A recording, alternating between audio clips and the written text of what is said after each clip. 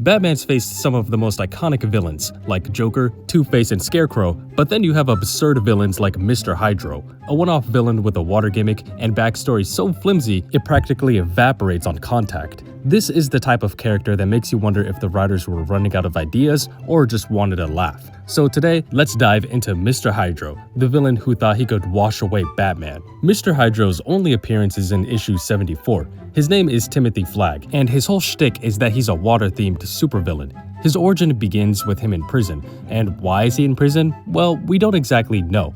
All we know is that the other inmates were planning their escape, and he wanted in. Now, he may not be as strong as the other inmates, but he's got brains. Unfortunately, the other inmates don't see it that way. They treat him nothing more than the water boy he is, literally dumping water on him and telling him that's all he'll ever be.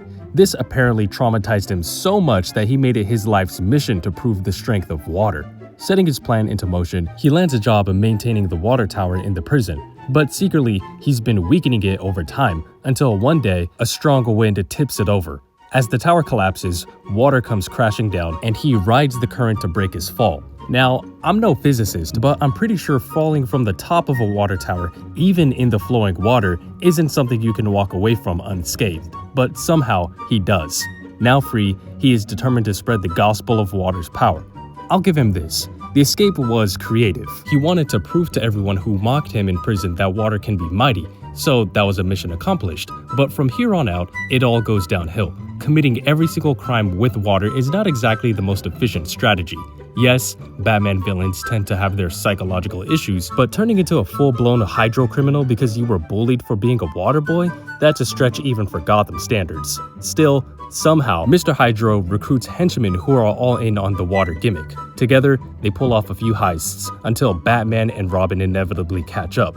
And here's where it gets really absurd. In one scene, Batman and Robin corner Mr. Hydro, so he jumps out from the window, plummeting 7 stories, and lands in what looks like a kiddie pool. Okay, I could almost buy the water tower stunt, but surviving a fall into what's essentially ankle-deep water?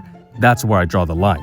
Finally, Mr. Hydro takes his best shot at the dynamic duo by attempting to flood the Batcave. Honestly, it's not the worst plan, but as expected, Batman and Robin stop him, throw him back into jail, and that's the last we ever hear of Mr. Hydro. Now, Mr. Hydro hinges on an absurd overreaction to being mocked as a water boy in prison, which somehow leads him into a life of crime powered exclusively by water. He values brain over brawn, which I can get behind, but he proves not every gimmick villain deserves a second splash. Subscribe for more videos like this.